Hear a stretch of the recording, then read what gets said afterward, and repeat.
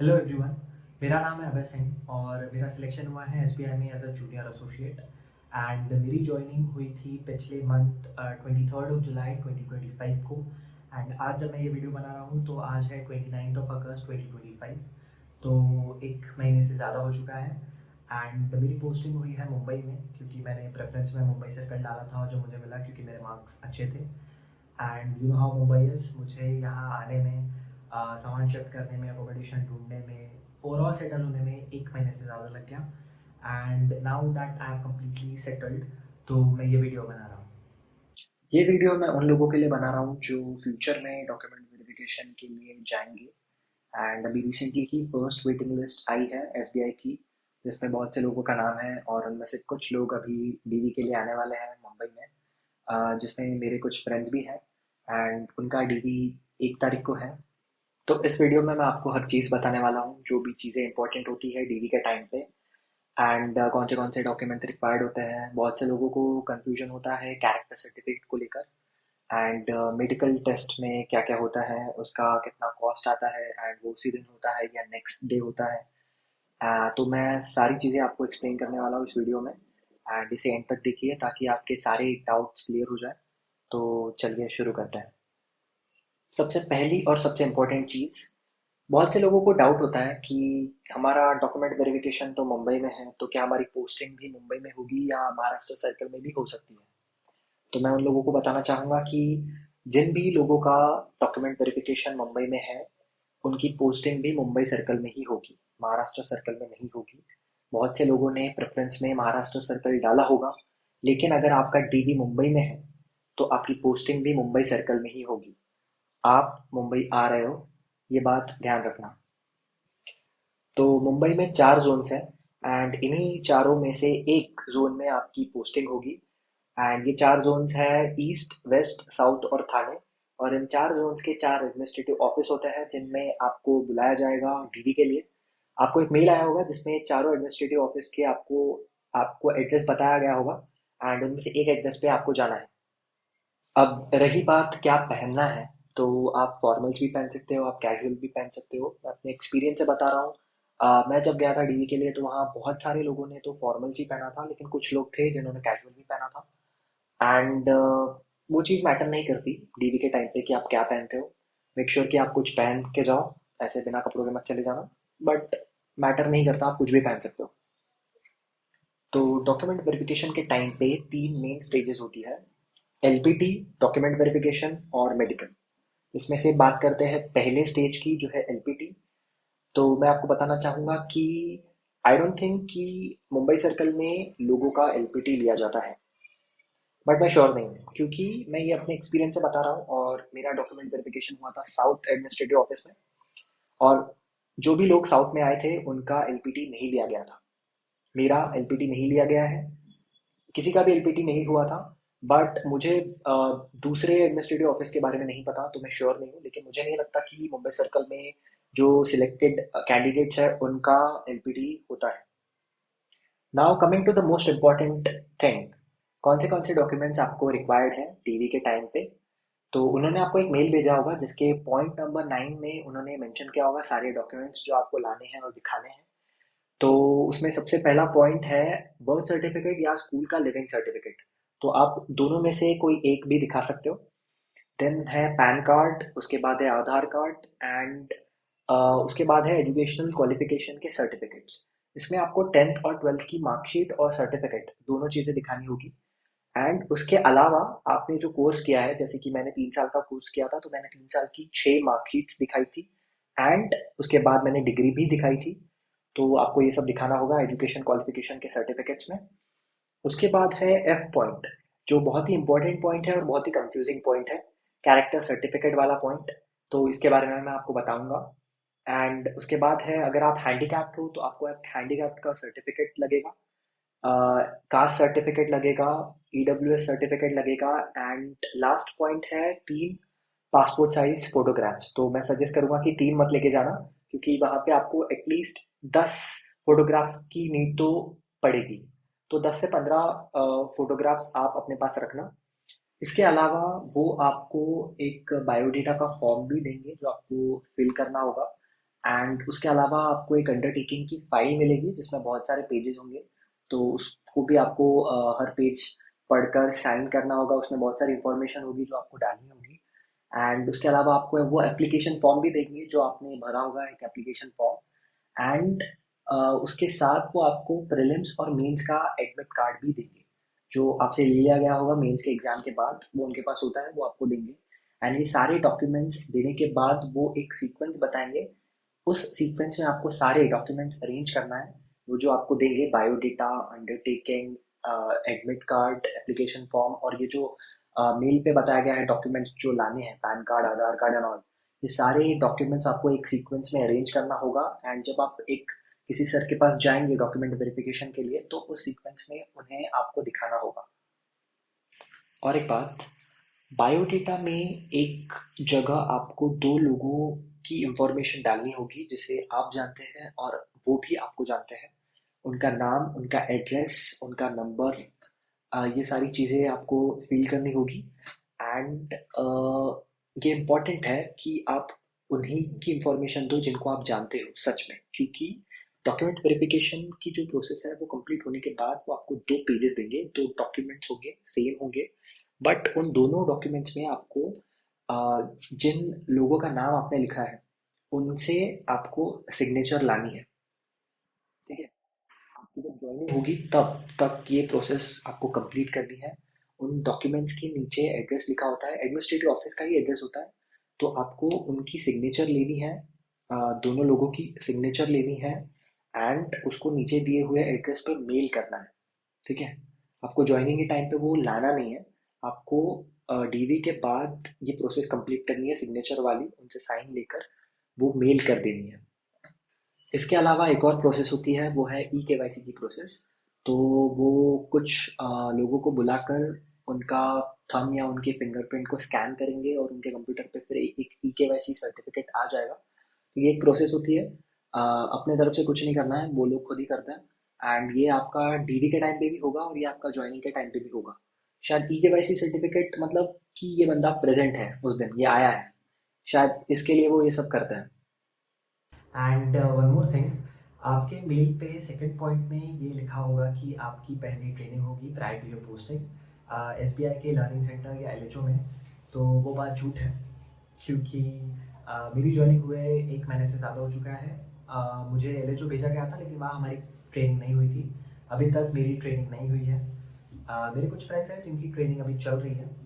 मेरे कुछ ऐसे भी फ्रेंड्स हैं जिनकी ट्रेनिंग कंप्लीट हो चुकी है, लेकिन सभी की पहले पोस्टिंग हुई थी, उसके बाद उन्हें ट्रेनिंग में भेजा गया था।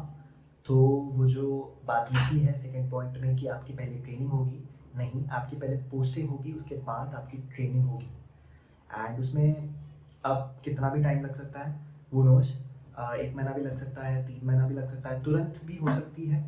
तो वो अपने हाथ में नहीं होता, लेकिन एक बात है कि आपकी ट्रेनिंग ज़रूर होगी, लेकिन उसमें कितना टाइम लगेगा वो नहीं पता। मेरी खुद की भी ट्रेनिंग नहीं हुई है अभी तक। एंड वो तो स्लॉट्स होते हैं, वो स्लॉट्स वो भरते हैं, कुछ कुछ लोगों को वो भेजते हैं ट्रेनिंग में। तो जब मेरी बारी आएगी तो मैं चला जाऊँगा। तो अब तो मैं होप कर रहा हूँ कि मेरी ट्रेनिंग जल्दी आ जाए, क्योंकि 14 दिन मैं फ्री हो जाऊँ ट्रेनिंग में, कुछ होता नहीं है करने के लिए।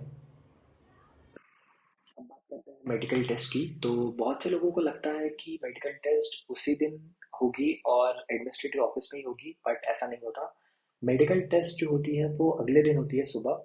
तो डॉक्यूमेंट वेरिफिकेशन की सारी प्रोसेस कंप्लीट होने के बाद वो आपको एक एड्रेस देंगे, जिस एड्रेस पे आपको अगले दिन सुबह रिपोर्ट करना होगा।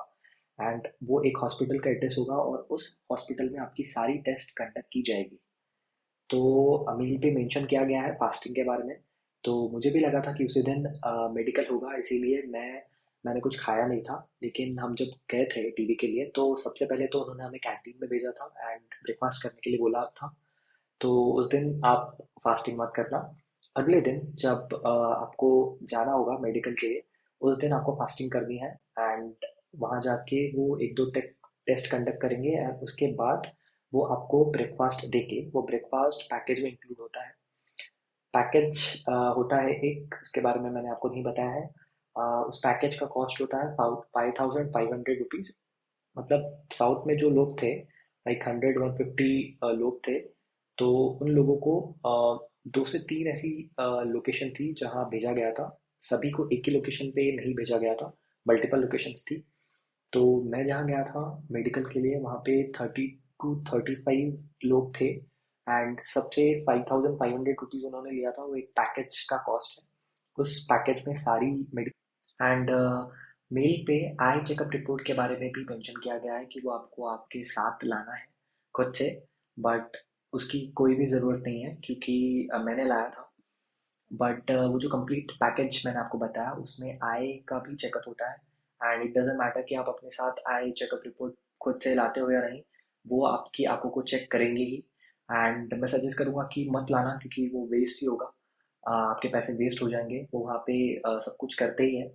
बट फिर भी अगर आप चाहें तो आप ला सकते हैं, बट मेरा सजेशन है कि मत करना क्योंकि आपके पैसे वेस्ट हो जाएंगे, पैसे एंड टाइम दोनों वेस्ट हो जाएगा।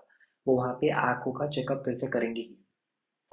एक और बात, एंड पे वो आपको बोलेंगे पुलिस वेरिफिकेशन की प्रोसेस करने के लिए। वो आपको एक दो डॉक्यूमेंट्स देंगे और बोलेंगे कि ऑफलाइन पुलिस वेरिफिकेशन की प्रोसेस करो। बट मैं आपको बताना चाहूँगा कि आप पुलिस स्टेशन जाओगे तो वो बोलेंगे कि ऑफलाइन पुलिस वेरिफिकेशन नहीं होता, आपको ऑनलाइन पुलिस वेरिफिकेशन करना होगा। तो आपको गूगल पे वो साइट मिल जाएगी पुलिस क्लियरेंस करके। तो आपको साइट पे जाना है, अपनी डिटेल्स भरनी है एंड आपका पुलिस वेरिफिकेशन ऑनलाइन ही हो जाएगा। बट बहुत से लोगों को लगता है कि डीवी के बाद जो पुलिस वेरिफिकेशन की जो प्रोसेस है वो ज्वाइनिंग तक कंप्लीट हो जानी चाहिए। बट ऐसा नहीं है। मेरा पुलिस वेरिफिकेशन का सर्टिफिकेट बन चुका है, बट अभी तक उन्होंने मुझसे मांगा नहीं है। पुलिस क्लियरेंस का जो सर्टिफिकेट होता है ये आपको प्रोबेशन एंड होने के बाद लगता है। ठीक है, और उसको अभी 6 मंथ है, ज्वाइनिंग के बाद 6 महीने तक आपका प्रोबेशन पीरियड होगा।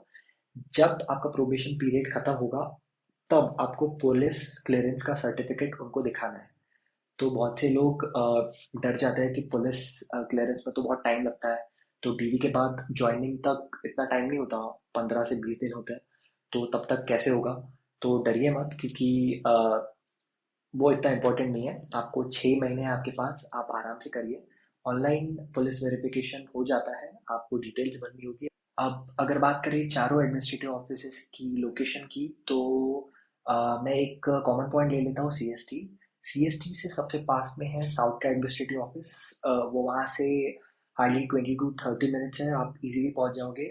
वॉकिंग डिस्टेंस है, आप पैदल भी जा सकते हो या वहाँ से आप कैब लोगे तो आप इजीली पहुँच जाओगे। एंड फिर है वेस्ट का एडमिनिस्ट्रेटिव ऑफिस जो सांता क्रूज वेस्ट में, मेल पे आपको लोकेशन दिख रही होगी सांता क्रूज वेस्ट की। तो बहुत से लोग सांता क्रूज के स्टेशन पे उतरेंगे। बट मैं आपको बताना चाहूँगा कि सांता क्रूज के स्टेशन पे मत उतरिए।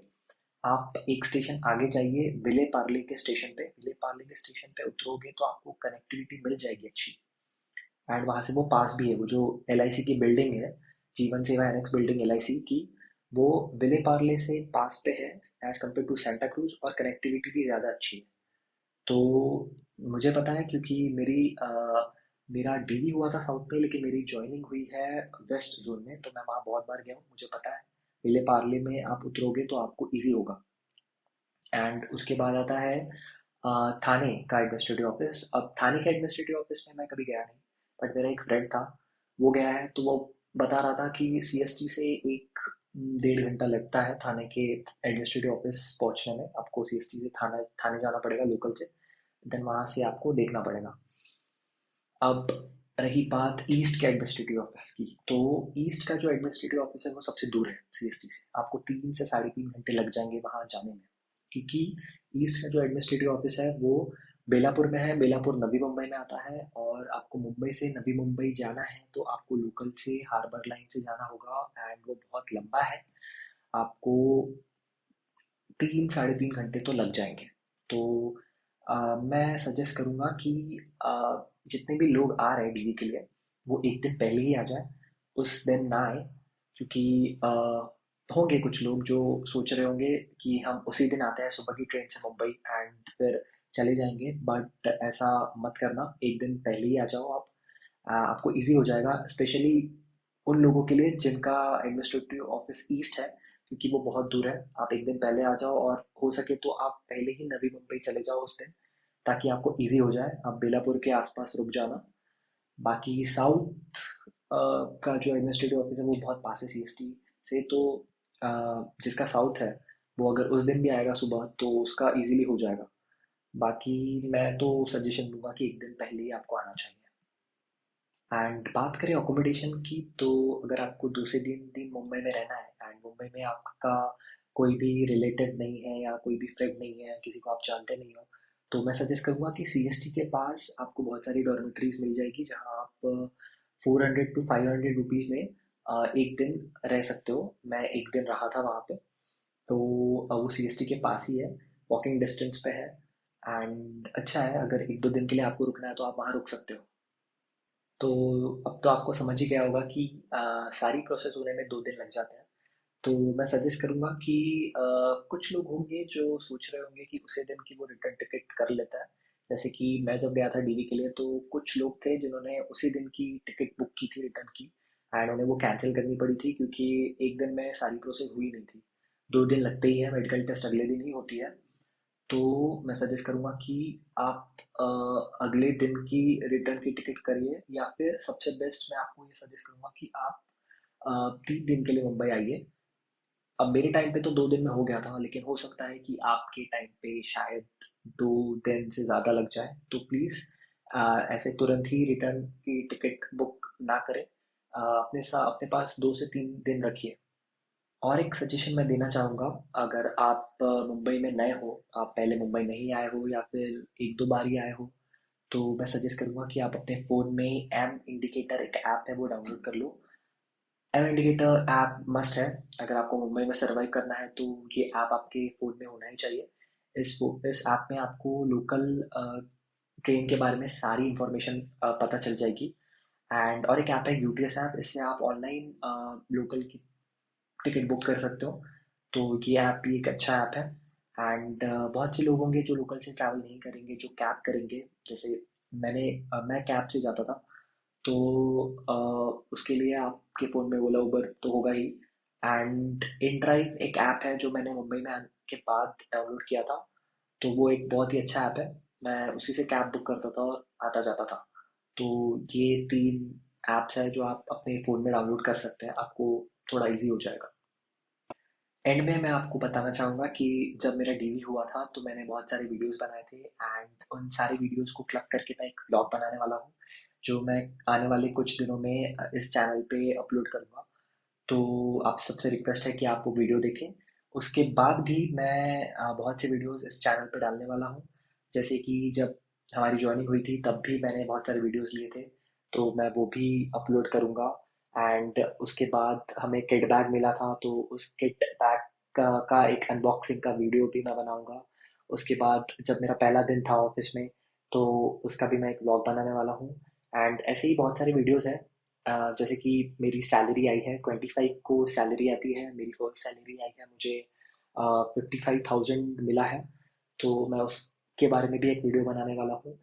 तो आप सबसे रिक्वेस्ट है कि आप इस चैनल को सब्सक्राइब कर लें ताकि आप ये सारे वीडियोस मिस ना करें। एंड इस वीडियो के बारे में, अगर आपको ये वीडियो अच्छा लगा है तो प्लीज़ इसको लाइक करें एंड अपने दोस्तों के साथ शेयर करें।